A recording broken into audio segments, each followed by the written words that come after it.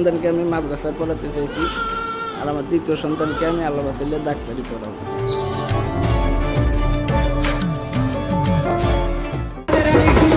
পহেলা বৈশাখ 1432 বঙ্গাব্দ। নতুন সূর্য, নতুন আশা আর উৎসবের আমেজে যখন মাতোয়ারা পুরো দেশ, ঠিক তখনই রাজধানীর একটি হাসপাতালে জন্ম নিল ফুটফুটে এক কন্যা শিশু। নববর্ষের প্রথম প্রহরে রাকিবুল জেসমিনের ঘর আলো করে এসেছে আসমানি পরী। রাকিবুল জেসমিন দম্পতির কাছে শিশুটি নতুন আশার প্রতীক হয়ে এসেছে। রাকিবুল একজন গাড়ি চালক হলেও কন্যা সন্তান নিয়ে তার অনেক স্বপ্ন।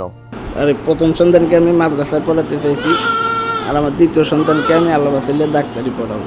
ডাক্তারি পড়াই ইনশাল্লাহ যদি আল্লাহ মনে আশা পূর্ণ করে আমার মেয়েকে আমি ডাক্তার পড়াবো।